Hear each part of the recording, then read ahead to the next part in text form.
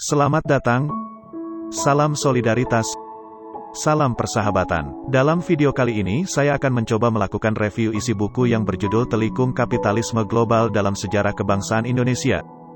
Buku yang ditulis oleh Kiai Haji Hashim Wahid ini terbit tahun 1999 dan diterbitkan oleh Yayasan Elkis Yogyakarta.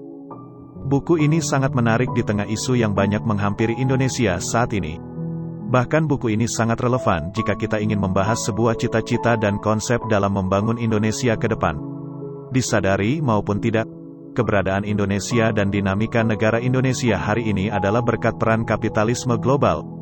Mulai dari adanya kolonialisme dan imperialisme Belanda sampai memasuki zaman reformasi, peran internasional atau khususnya kapitalisme global sangat menggurita sampai sekarang. Hashim Wahid melakukan pembacaan ulang sejarah bangsa Indonesia dan dikaitkan dengan peran dunia internasional yang banyak mempengaruhi seluruh tatanan negara. Dari berbagai aspek, banyak hal di dalam buku ini yang membuat kita tercengang setelah membaca analisis berbagai gerak sejarah serta data yang tergolong baru dan langka. Banyak analisis penulis yang segar dan otentik, bahkan tak dapat kita menemukan dalam wacana resmi yang telah kita kaji di bangku sekolah. Bahkan, meskipun penulis merupakan cucu langsung dari pendiri Nahdlatul Ulama, juga tentu dibesarkan di lingkungan pesantren Tulen, namun ia tak segan-segan dalam mengkritik Nahdlatul Ulama sebagai sebuah organisasi yang bisa dimanfaatkan oleh para kapitalis global dalam proses penghancuran Partai Komunis Indonesia pada tahun 65-66. Dalam bukunya, Hashim Wahid mengatakan, operasi pelumpuhan Partai Komunis Indonesia dilakukan dengan menggunakan kekuatan Nahdlatul Ulama. Karena kenaifan dan kebodohannya, Nahdlatul Ulama melakukan semua hal itu dengan rasa bangga dan tulus. Hashim Wahid juga menerangkan bahwa sejarah di Indonesia itu tidak berdiri dengan sendirinya. Namun banyak turunan sejarah-sejarah yang terjadi dalam dunia internasional yang secara tidak langsung mempengaruhi perjalanan sejarah bangsa Indonesia. Nama Indonesia itu sendiri merupakan contoh temuan yang dihasilkan oleh seorang ilmuwan Jerman bernama Adolf Bastian. Dengan itu Hashim Wahid berargumen bahwa menilai permasalahan di Indonesia tanpa melihat keterkaitannya dengan konstelasi global hanya akan menemui kegagalan. Hal ini terlihat dari kemacetan berbagai analisis yang dilakukan oleh para aktivis dan banyak kelompok intelektual dalam menyikapi perubahan di Indonesia. Kebanyakan mereka melihat Indonesia sebagai suatu entitas yang terpisah dan lepas dari konstelasi global. Akibatnya mereka hanya melihat masalah secara parsial dan sektoral sehingga tidak bisa menemukan akar permasalahan sebenarnya.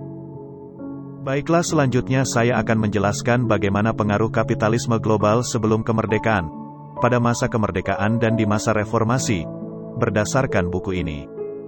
Mulai dari pengaruh internasional dalam menciptakan golongan baru sehingga bentuk perlawanan untuk kemerdekaan menggunakan pemikiran-pemikiran Barat. Seperti organisasi Budi Utomo yang merupakan organisasi pertama di Indonesia yang terbentuk oleh kelas priai yang mengenyam pendidikan modern Barat dan didukung oleh perubahan yang terjadi di negara Barat. Akhirnya ada semangat baru yang lahir bernama nasionalisme, serta mampu mempengaruhi wacana kelas masyarakat Hindia Belanda. Kita tahu bahwa wacana nasionalisme berasal dari Barat yang berhasil digunakan sebagai wacana dalam meraih kemerdekaan Indonesia yang pada akhirnya mengkonstruksi sebuah peristiwa bersejarah Sumpah Pemuda tanggal 28 Oktober tahun 1928 untuk selanjutnya melahirkan banyak wacana negara bangsa Indonesia. Selain faham nasionalisme ada juga faham komunisme akibat di Rusia terjadi revolusi Bolshevik. Di Indonesia pengaruh itu ditandai dengan berdirinya Partai Komunis Indonesia pada tahun 1920 yang membuat kapitalisme global mendapatkan perlawanan yang sangat berarti sampai saat ini. Dalam bidang sosial politik, pihak kapitalisme global mulai menyusun sesuatu. Mereka mulai merumuskan suatu proses dalam rekayasa sosial melalui beberapa konsep dan teori sosial. Salah satu teori yang sangat terkenal adalah teori strukturalisme fungsional dari sosiolog Amerika bernama Talcott Parsons. Akibatnya banyak negara yang kemudian bergabung dalam berbagai kelompok akibat Perang Dunia Pertama. Kelompok tersebut adalah blok sekutu yang terdiri dari negara imperialis kapitalis dan imperialis komunis, serta sumbu-sumbu yang lain seperti penganut imperialis rasis dan imperialis totaliter seperti Jerman, Spanyol, Italia. Merekalah yang pada akhirnya menjadi aktor utama Perang Dunia Kedua. Otomatis Indonesia terkena imbasnya pada saat Perang Dunia Kedua terjadi. Jepang mulai melakukan jelajah ke negara-negara Asia Pasifik termasuk juga Indonesia, merampas kekuasaan Belanda di Indonesia. Pada Perang Dunia Kedua, negara sumbu-sumbu setelah banyak mengalami kemenangan kini terbalik sering mengalami kekalahan. Begitu juga dengan Jepang pada Perang Asia Pasifik yang sering mengalami kekalahan. Hal inilah yang kemudian dimanfaatkan oleh Indonesia untuk mengambil momentum merebut kemerdekaan diri. Di sini jelas bahwa kemerdekaan Indonesia dipengaruhi oleh apa yang terjadi di dalam dinamika internasional. Pada saat Indonesia merdeka, banyak pula negara-negara yang muncul akibat Perang Dunia Kedua, namun masih ada ancaman dari pihak yang menang dalam Perang Dunia Kedua untuk kembali menguasai secara fisik negara jajahan. Di Indonesia sendiri, masuknya asing secara fisik ditandai dengan pasukan sekutu yang mendarat dan melakukan blokade di Indonesia setelah masa kemerdekaan Indonesia. Ini disebut revolusi fisik atau perang kemerdekaan. Untuk menghalau kedatangan tentara sekutu, maka para Kiai Nahdlatul Ulama pada tanggal 21 Oktober tahun 1945 mengeluarkan fatwa resolusi jihad yang berisi seruan perang melawan sekutu. Hal inilah yang membuat negara-negara kapitalis untuk berpikir kembali untuk kembali mencengkram Indonesia. Pada bulan Juli tahun 1944, negara imperialis kapitalis merumuskan strategi baru menghadapi negara-negara baru. Strategi baru tersebut berbentuk modal atau penguasaan ekonomi di negara-negara yang baru merdeka. Negara-negara ini pasti akan sangat membutuhkan bantuan dana terkait usaha membangun negara. Maka kebanyakan dari negara-negara dunia ketiga tergiur dengan bantuan dari kapitalis global tersebut. Mereka pertama membentuk World Bank yang beroperasi pada tahun 1946. Lembaga ini berfungsi untuk memberikan pinjaman kepada negara-negara yang baru merdeka atau hancur akibat Perang Dunia Kedua. Kemudian pada 1947 mereka bentuk IMF yang berfungsi memberikan pinjaman namun dengan syarat-syarat tertentu. Hal ini secara sistematis diorganisir oleh pemerintahan Orde Baru yang menggulingkan Soekarno. Karena Soekarno mempunyai faham Nasakom, sehingga ia menolak untuk dipengaruhi oleh negara kapitalis Barat.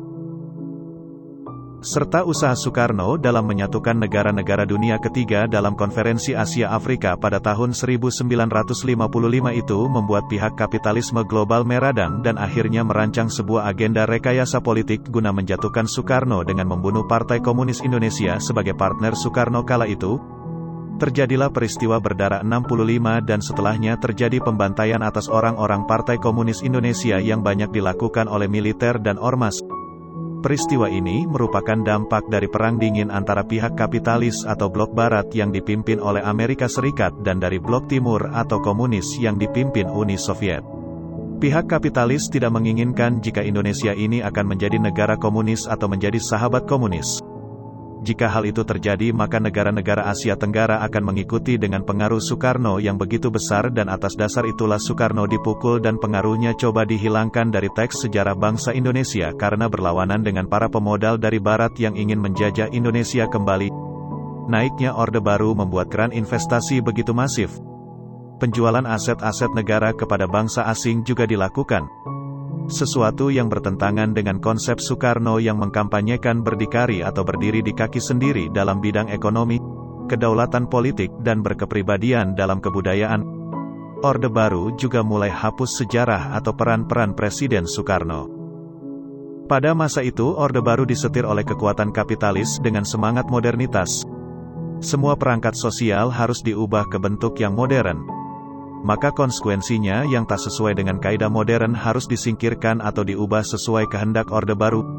Ini kesialan yang dialami kelompok tradisional Nahdlatul Ulama dari kelas agama dan Partai Nasionalis Indonesia dari kelas nasionalis. Modernitas dalam hal ini bukan diimplementasikan dalam suatu roh, cara pandang, pola pikir dan paradigma, tetapi lebih terlihat sebagai sebuah gaya hidup, tampilan yang bergaya kebarat-baratan. Ini yang kemudian menjadi penyakit sangat mengerikan menjangkit hingga sampai saat ini terutama pada level muda-mudi. Mereka mulai dihinggapi virus-virus Barat yang kemudian lupa akan budayanya sendiri. Keadaan seperti ini sebenarnya telah difikirkan oleh Soekarno yang menyebutnya nekolim atau neokolonialisme imperialisme. Oleh karena itu ia sangat anti dengan Barat dan mencetuskan Trisakti. Salah satu konsepnya berkepribadian dalam kebudayaan. Perang Dingin telah selesai dan ditandai dengan peristiwa runtuhnya negara komunis Uni Soviet. Dengan berakhirnya Perang Dingin, maka negara-negara kapitalis tidak lagi membutuhkan penyangga untuk menghadapi komunisme. Akibatnya negara-negara dunia ketiga termasuk Indonesia kehilangan peran. Karena hal ini membuat pemerintah Orde Baru rapuh. Sejak saat itulah, orientasi negara-negara barat di Indonesia bukan orientasi untuk melawan komunisme melainkan hanya kepentingan bisnis atau ekonomi dan politik kebudayaan. Maka dari itu para mahasiswa yang melakukan demonstrasi menuntut penurunan pemerintah Orde Baru banyak yang ditunggangi oleh negara-negara kapitalis. Karena negara kapitalis sudah tidak mempunyai kepentingan lagi dengan pemerintahan Orde Baru dalam melawan komunisme dan akan terus melakukan ekspansi ekonominya di Indonesia. Tidak peduli lagi dengan pemerintah Orde Baru. Maka dari itu sebenarnya proses reformasi bukan semata-mata merupakan perjuangan rakyat Indonesia. Namun menurut Hashim Wahid ada tangan goib yang ikut bermain di balik peristiwa penurunan Soeharto yang sangat kuat sehingga bisa runtuh hanya dalam kurun waktu 3 bulan. Reformasi ini adalah skenario dunia internasional untuk tetap bisa melancarkan kepentingannya di Indonesia. Karena ada kesamaan kepentingan antara kapitalisme global dengan kekecewaan sebagian masyarakat Indonesia. Oleh sebab itu di sini kita dapat melihat bahwa pada saat Soeharto naik dan lengser sebagai presiden itu semua berkat peran tangan-tangan kapitalisme global. Pada saat reformasi, dalam pemilihan umum kapitalisme global juga mempunyai peran sentral. Agar berjalan dengan baik, maka dibuatlah skema yang bisa mengganti aktor-aktor yang sedang bermain. Dengan cara ini, secara retorik dapat dikatakan bahwa sebenarnya telah terjadi reformasi di Indonesia melalui pergantian sejumlah tokoh.